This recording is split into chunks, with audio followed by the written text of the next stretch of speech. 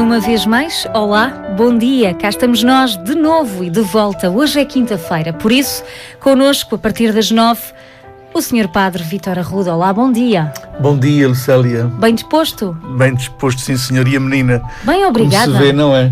Maravilha. Desde logo, um abraço ao nosso amigo António, para não se esquecer, é isso. Um beijinho e um abraço muito grande para ele. Um beijinho para a Fernanda. Ele que está a demonstrar ser assim um homem de força, é isso dia mesmo, após dia. Tem uma mulher ao lado também que é uma valente, que o está a apoiar bastante. É isso mesmo, são os valentes. Um bem-aja para eles e sempre confiança. Um abraço para o nosso Bispo também, para todos os doentes, para todos aqueles que lidam neste momento com alguma situação inesperada, que não contavam com ela. É menos boa nessas situações. Tenham sempre a confiança de que Deus está aí também. Ele está no bom e no menos bom da nossa vida, e se as coisas menos boas nos acontecem, é porque elas trazem bênçãos escondidas. É preciso estarmos atentos a essas bênçãos que vêm escondidas nessas coisas que nós consideramos como sendo menos boas. Estamos no terceiro domingo, a preparar o terceiro domingo da Quaresma, nesta caminhada para a Páscoa.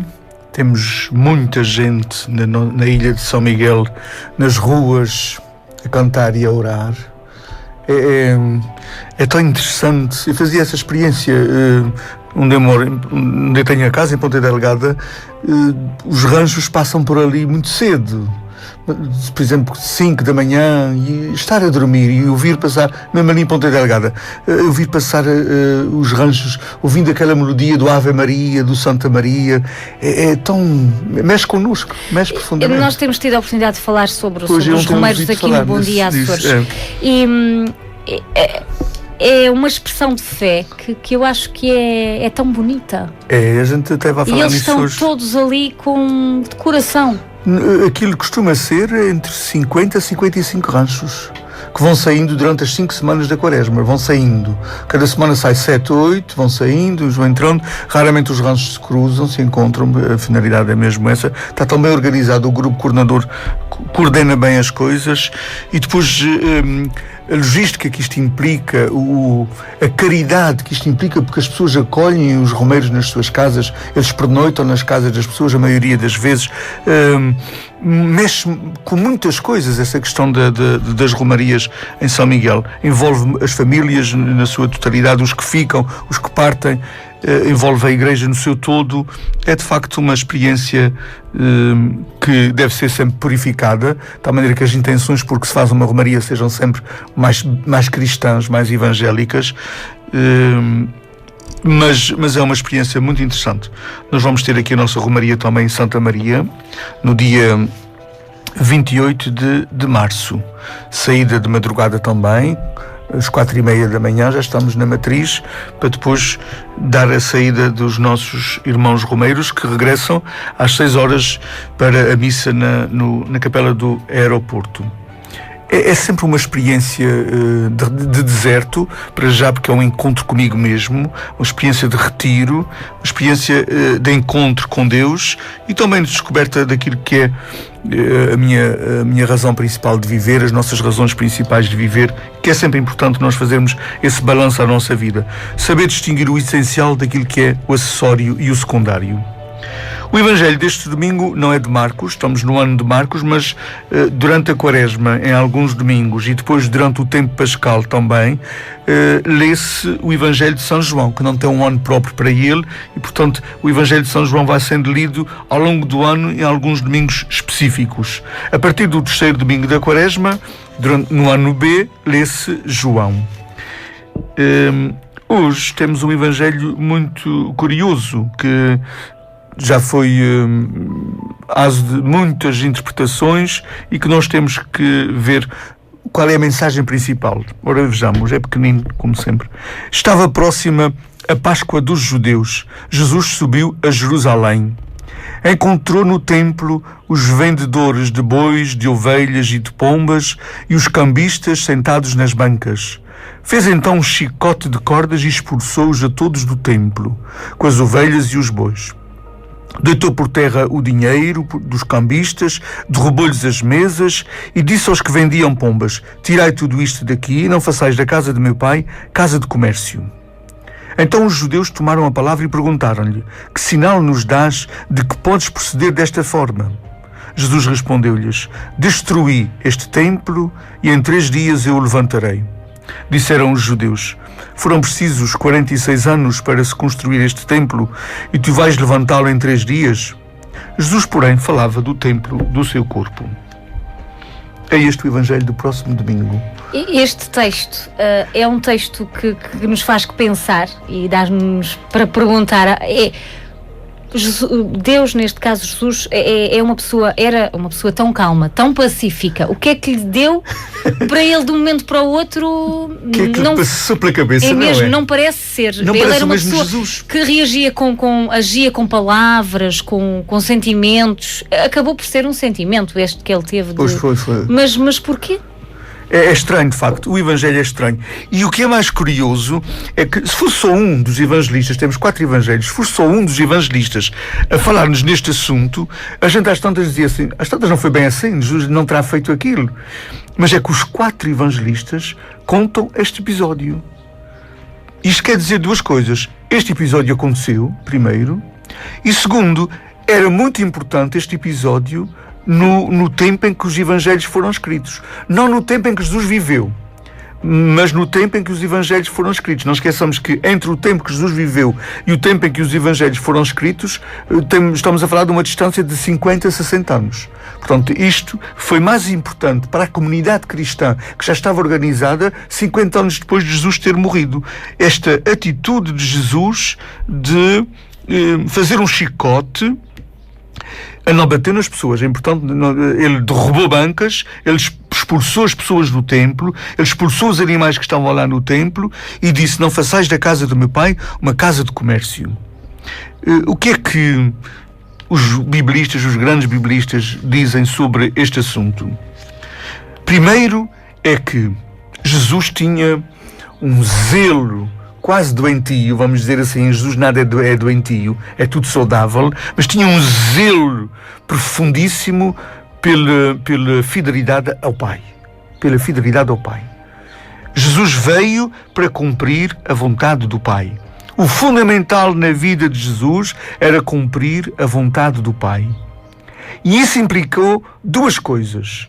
Primeiro, ele olhar para a forma como as pessoas se relacionavam com o Pai, com Deus, e perceber se estava de acordo com aquilo que ele conhecia de Deus, porque ele veio de Deus, não esqueçamos, ele veio do Pai. E segundo, purificar, por isso mesmo, purificar as ideias erradas que as pessoas tinham de Deus. Ora, este chicote que ele fez e esta atitude que ele tem, uma atitude drástica, uma atitude que não se coaduna, como tu dizes, com a personalidade de Jesus, que é um homem da paz, um homem da não-violência. Bateram-lhe quando ele estava a caminho quando ele estava no tribunal de Pilatos, bateram-lhe e ele não reagiu. Ele não reagiu. Portanto, era o homem da não-violência, percebemos isso. Era um homem que queria resolver as coisas pela paz. De repente vemos aqui uns laivos de violência em Jesus Cristo que só tem sentido quando percebemos desta forma. É que os judeus tinham deturpado de tal maneira a relação com Deus e o rosto de Deus estava de tal maneira transfigurado, transformado, desfigurado, vamos dizer assim, até desfigurado, que ele tinha que fazer alguma coisa. E há situações em que a única solução é uma atitude radical. As radicalidades muitas vezes prejudicam mais do que fazem bem, as beneficiam. A gente sabe disso. Uma atitude radical perante uma situação faz com que as pessoas também entrem na retranca e se radicalizem também. Ficamos em 2 extremos, sempre. É o que estamos a ver agora com o Estado Islâmico. Portanto, as radicalidades não resolvem muitas vezes as situações. Agora, o caso era tão grave para Jesus Cristo, e ele sabia que tinha tão pouco tempo de vida, que ele dizia: ou é agora ou é nunca. Eu tenho que limpar o rosto de Deus, eu tenho que dizer a esta gente que não é assim que a gente se relaciona com Deus. Ele diz a frase porque é que faz aquilo. Esta frase ajuda-nos a perceber: não façais da casa do meu pai uma casa de comércio. Pois, nós até conseguimos perceber um motivo pelo qual ele fez. Agora, não conseguimos perceber a atitude, porque é que ele fez daquela forma. É pela gravidade da situação. A coisa era tão grave que a única forma que ele tinha de mostrar às pessoas que aquilo estava tudo errado era sendo assim, tempestivo, temperamental. Porquê? A religião judaica é uma religião de méritos. Ou seja, tu fazes determinadas coisas em relação a Deus e automaticamente garantes a salvação, garantes a proteção de Deus, garantes... Deus tem que te retribuir. É uma religião de méritos e de retribuições. Tu fazes para que Deus te faça. Isto é comércio. E isso foi-se degradando desde o tempo de Moisés, foi-se degradando de tal maneira, chegando ao tempo de Jesus, que, já estás a ver, o negócio estava dentro do templo, não era fora do templo. Já estava lá dentro. Já estava lá dentro. Isto era para a altura da Páscoa. O texto diz logo nisso, estava próximo à Páscoa dos judeus. Ora, a Páscoa é a festa principal dos judeus. A Páscoa judaica não é a Páscoa cristã. A Páscoa judaica, a Páscoa cristã, nós celebramos a paixão, morte e ressurreição de Jesus. A Páscoa judaica é celebrar a saída do povo judeu do Egito para a Terra Prometida, aquela passagem do Mar Vermelho. A Páscoa judaica é celebrada com refeições, com sacrifícios. Primeiro com o sacrifício de animais que se oferece a Deus. Tinha lá os vários animais. Tinha bois, tinha ovelhas e tinha pombas. São animais que o povo vinha a Jerusalém, comprava ali à volta, era prático, estás a ver? Em vez de ir buscar outro lado ou trazer de longe, estava lá já tudo à mão. Só que isto foi-se aproximando de tal maneira do templo que já estava dentro do templo. E depois, a moeda com que eles usavam para comprar esses animais, para depois ir lá dentro, havia um espaço onde eles ofereciam os animais em sacrifício. Os animais eram queimados, no fundo. E era aquele fumo do incenso, da queima dos animais, que é a forma que eles têm de celebrar a Páscoa. É o queimar os animais e o fumo do incenso a subir, o fumo do queimar a subir. O dinheiro que eles usavam para comprar esses animais não podia ser o dinheiro que eles traziam consigo, que era um dinheiro romano. Naquela altura os romanos estavam dominando a Palestina, tinham dinheiro próprio. Então, já agora, o que é que os chefes judeus fizeram? Os chefes do templo. Já agora vamos ter aqui também então uma mesa de câmbio. Eles trazem o seu dinheiro, nós trocamos com o dinheiro que é próprio, que pode-se usar no templo, o dinheiro próprio para o templo, mas nessa troca é claro que eles ficavam com muito dinheiro para si. Portanto, era um negócio terrível. Dentro do templo, já não era fora do templo, era dentro do templo, havia muitas famílias que enriqueciam à custa da religião. Diz-me uma coisa, Lucélia, isto não te faz lembrar nada no nosso tempo? Na religião católica? Agora, de repente... Este texto está aqui no Evangelho para prevenir as religiões, principalmente aquelas que são seguidoras de Jesus, que não continuam a fazer esses comércios, que não continuam a comprar e a vender, que não continua...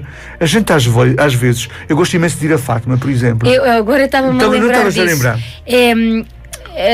Ok. O recinto é maravilhoso dentro, mas ali à volta, tu já viste o que há de comércio em nome da religião ali? E além disso, eu também já fui a Fátima e antes de ter ido não fazia ideia. Eu pensei que as coisas já eram bentas quando nós as comprávamos, e não. Nós compramos e depois temos que ir lá dentro a benzê-las. Eu acabei por assistir a 3 missas em Fátima, porque fui assistir a missa. Depois estava a meio, assisti a outra, e depois quando vim cá fora comprei umas lembranças para trazer para a família, era preciso benzer novamente. E eu com aquela coisa que queria trazer algo bento, voltei e tornei a assistir mais uma missa. Porque é no fim da missa que eles benzem depois os objetos religiosos. Benzem depois tudo junto. Portanto, é um negócio terrível. E há quem critique muito essa parte. Daquele negócio que vai para o santuário. Pagar. Aquelas velas que se queimam ali naquela zona, ao lado da capelinha, que é tudo comprado no santuário. O santuário faz o seu negócio com aquilo. O mesmo acontece com a festa do Assunção de Cristo em Ponta Delgada. À volta da festa, que tem muita religiosidade, tem muita devoção e tem muito de fé, há muito negócio também ali metido na religião. Portanto, este texto é para prevenir-nos, é para nos prevenir que nós podemos cair nos mesmos erros de ter uma relação comercial com Deus. A gente compra uma velinha, vai acender a velinha e depois fica mais ou menos satisfeito que Deus vai fazer aquilo que Ele pediu quando acendia aquela velinha. Deus não funciona assim connosco. Jesus quis dizer isso. Nós não podemos ter uma fé de mercado, uma fé mercantil. Eu dou para que Deus me dê. Deus não precisa que eu lhe dê nada para que Ele me dê. E tal maneira que se aquilo que eu estou pedindo a Deus não é para o meu bem, e Deus sabe o meu amanhã, Ele não me vai conceder. Por mais velas que eu acenda, por mais animais que eu compre, por mais sacrifícios que eu faça, Ele não me vai dar. Se aquilo não é para o meu bem, se aquilo não é para o meu bem, Ele não vai fazer isso.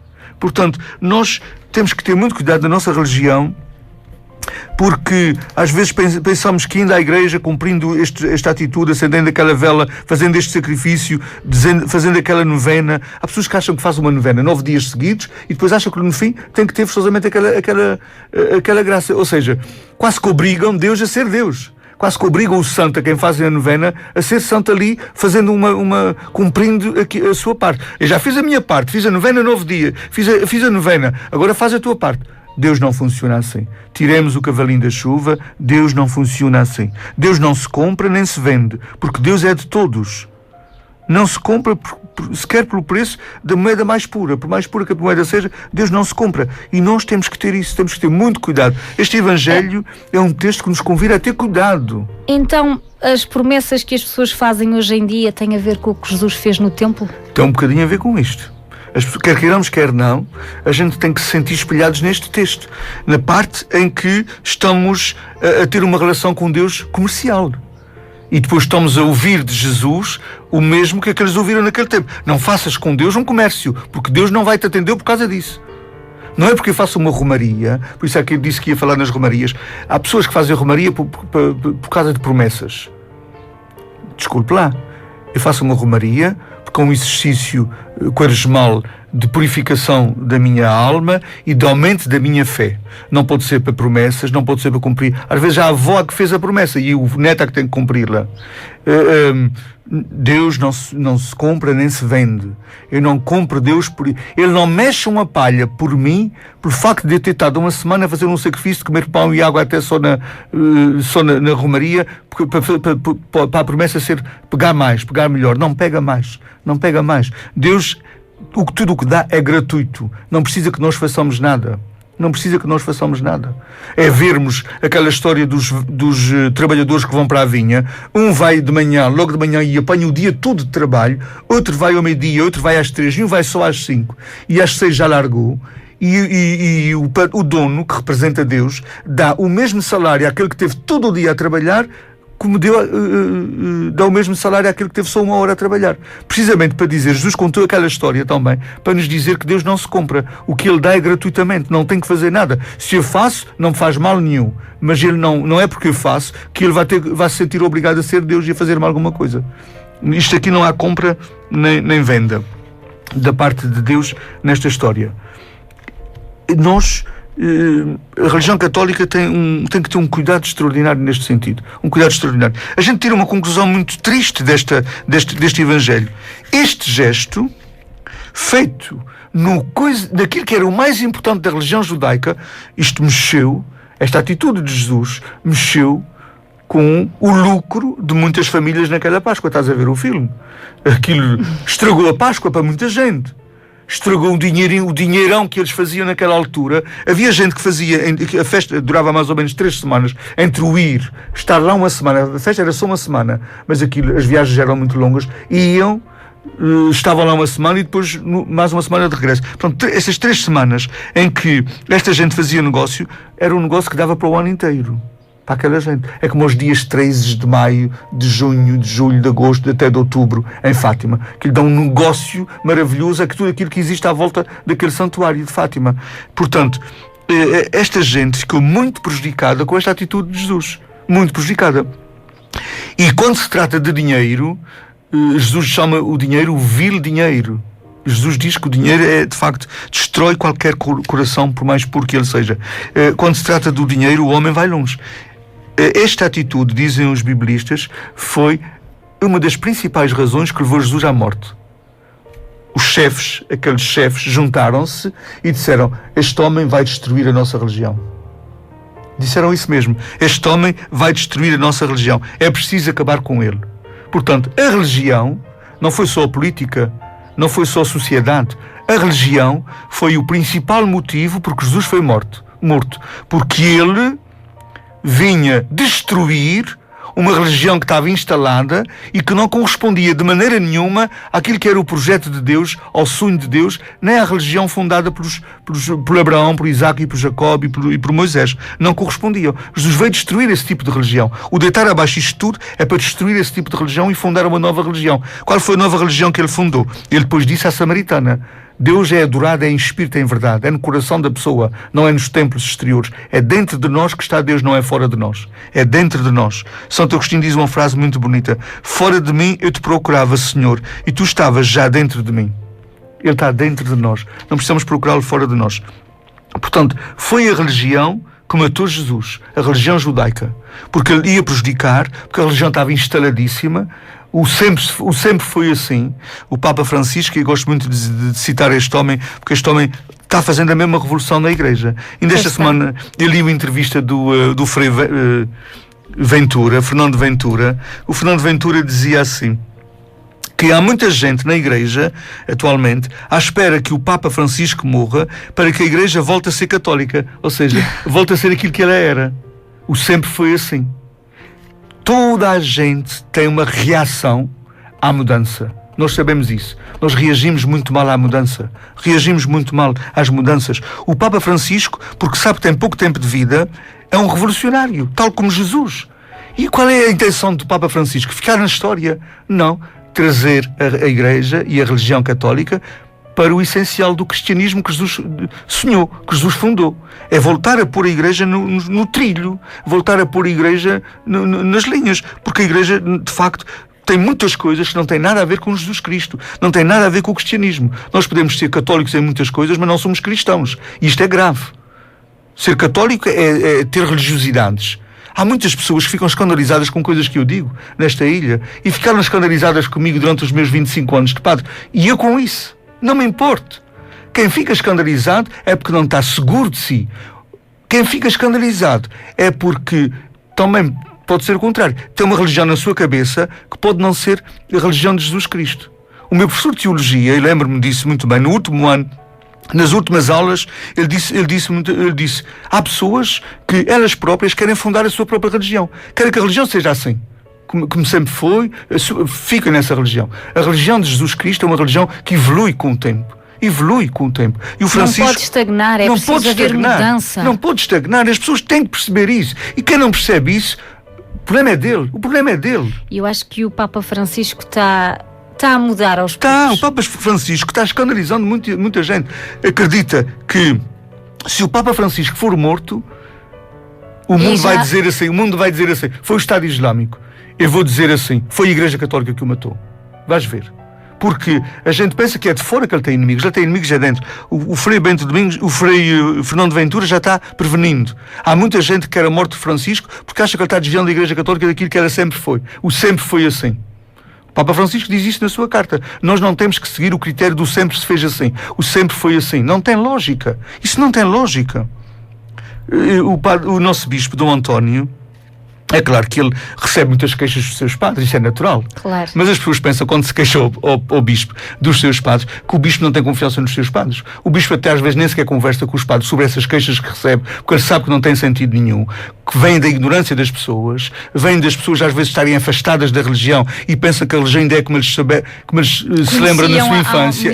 Há pessoas afastadas da religião há 50, 60 anos. Houve uma coisa diferente de um padre e depois dizem assim: isto será da minha religião, deixa-me falar com o bispo para saber. Mas o bispo nem faz caso. Mas houve uma que ele nos contou, porque foi pública, contou-nos num retiro de padres. Ele disse: as pessoas são terríveis muitas vezes. Houve pessoas do Corvo que telefonaram a Dom António dava o seu telemóvel a toda a gente, as pessoas ligavam diretamente para ele, dá. Telefonaram no Corvo uma vez que o Corvo não teve padre. Um ano que o Corvo não teve padre e vários padres foram substituindo. E eles tiveram todo o tipo de padres lá, percebes? E houve um padre, que é um grande homem em São Miguel, o padre Agostinho Tavares. Mas é um homem que atualmente tem 80 e tal anos, mas que há bem pouco tempo estava no Santuário de Santo Cristo, era o reitor do Santuário, e é um homem com a cabeça tão aberta, uma mente tão aberta, uma frescura extraordinária. Esse homem teve no Corvo apenas um mês. E os corvinos ligaram para Dom António e disseram assim: ó, Sr. Bispo, este padre que o senhor mandou para aqui é católico. Este padre é católico. E imagina, um homem que já tinha quase 80 anos quando esteve no Corvo. E as pessoas põem em causa aquilo que a gente diz, não é em função da sua sabedoria. Eu não me importo confrontar uma pessoa que tenha estudado o mesmo documento que eu estudei e diga assim, eu também estudei o mesmo documento e tenho argumentos contra aquilo que se diz. Vamos conversar. Agora, que eu tenha estudado e a pessoa não tenha lido nada daquilo que a gente vai lendo agora da Igreja Católica e começa a dizer que este padre diz isto ou que diz aquilo, pelo amor de Deus, pá. Vai ler, vai estudar, informa-te sobre a Igreja Católica atual e depois vem conversar comigo. Vem conversar comigo. Mantém a tua mente aberta, não porque é. As coisas mudam. As coisas mudam. Se a gente aceita todas as mudanças noutras coisas, porque é que não há de aceitar as mudanças também no que se refere à religião? Soubemos aceitar o facto de termos água canalizada em casa e não termos de ir buscar à ribeira ou a luz elétrica, ou porque é que não havemos de aceitar outro tipo de mudanças? E os telemóveis e os micro-ondas e tudo. Porque é que na religião as coisas haviam de ficar paradas? Jesus foi um revolucionário do seu tempo. Por isso é que ainda hoje estamos aqui a falar dele. Ele foi um revolucionário. Ele mudou. Ele não teve medo da mudança. Ele não teve medo de dizer àquela gente: vocês têm uma religião que já tem 2000 anos, mas isso está tudo enganado. Isso está tudo enganado. Não é nada assim. Ele não teve medo de fazer isso e de dizer isso. Nós vemos isso em vários evangelhos de Jesus Cristo. Aquela gente tinha um pó de morte a Jesus, não podiam com Jesus, porque ele estava destruindo aquilo que era o status quo, ou seja, aquilo que as pessoas sempre fizeram. Estava destruindo. A religião judaica, quando Jesus veio ao mundo, já tinha 2000 anos. Abraão foi 1900 anos antes de Jesus vir ao mundo. E Jesus, 2000 anos depois, não se importou de dizer que estava tudo enganado. Estava tudo mal. Estava tudo mal. O Francisco o que está dizendo é que muitas coisas na Igreja estão mal. Muitas. E como é que ele faz para mudar? É o primeiro a mudar. É o primeiro a fazer diferente. Ele está sendo um Papa diferente, ele está dizendo coisas diferentes, ele vai prevenindo a Igreja e vai fazer leis diferentes. Isso é que é importante, é ele fazer leis para dizer, olha, a partir de agora, quem quiser ser católico é assim. Ele vai fazer isso. Vais ver depois de outubro. Depois de outubro, vai haver mais um sínodo, o Papa Francisco vai dar um documento para a Igreja, e os documentos do Papa são é a lei da Igreja, e vai dizer assim, a partir de agora é assim na Igreja Católica. O Espírito Santo e nós reunidos, como os apóstolos também tomaram decisões, foi assim.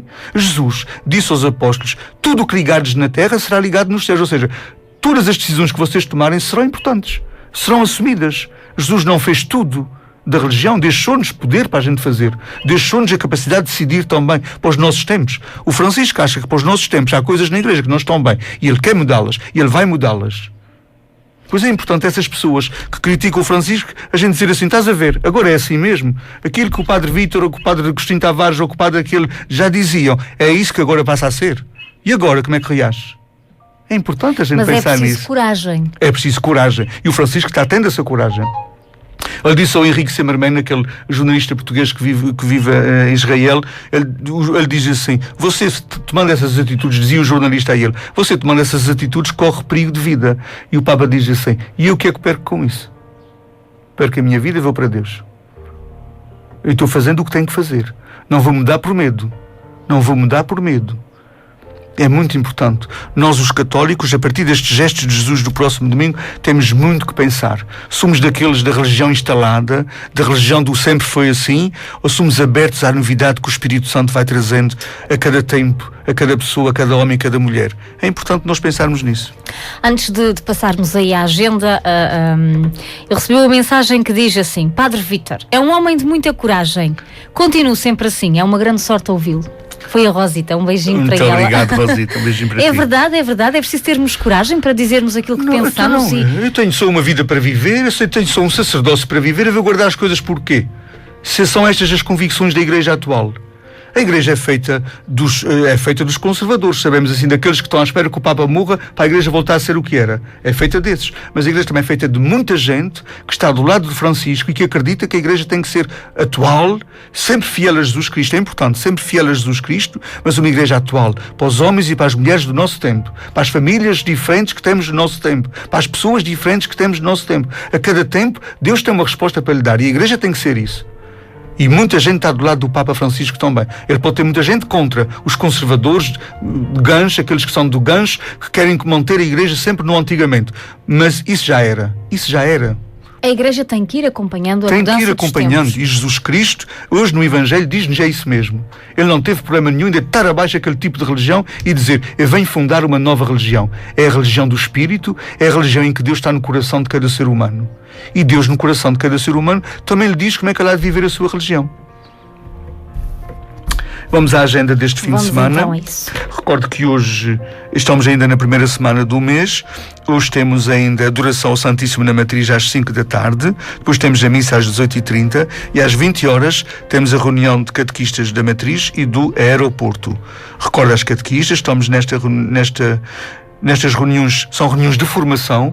Os nossos catequistas, em consciência, em todas as paróquias por onde eu passei, eu tinha formação para os catequistas. Ninguém dá do que não tem. Os catequistas têm que estar atualizados também naquilo que são os assuntos da Igreja para poder transmitir às novas gerações. Estas reuniões são sempre de formação e também, neste caso, vai ser também para preparar a festa do perdão das crianças do 3º ano da catequese, que vai acontecer sábado, e para preparar a festa do Pai Nosso e a festa do Dia do Pai, que vai acontecer no domingo 22 deste mês. Depois recordo que amanhã temos também a festa do perdão em São de Espírito, às 18 horas, seguida de reunião de catequistas. No sábado há a festa do perdão às 10h30 na Matriz, no sábado, das crianças do 3º ano da catequese da Vila e do aeroporto, sábado de manhã às 10h30. Depois temos a missa no aeroporto às 18 horas. No domingo as missas no horário normal. 10 horas Matriz São Pedro, 11h15 Santa Bárbara, 11h30 Almagreira, 12h30 Santo Espírito.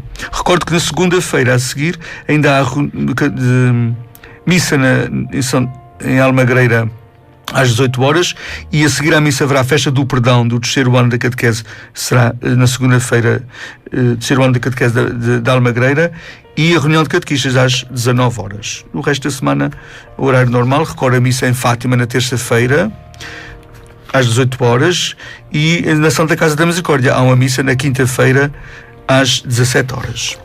Um bom dia para todos. Estejamos atentos às novidades que Deus quer dizer sempre às nossas vidas. Sr. Padre, obrigada pelas suas palavras e um bom dia. Bom dia para ti também, Célia.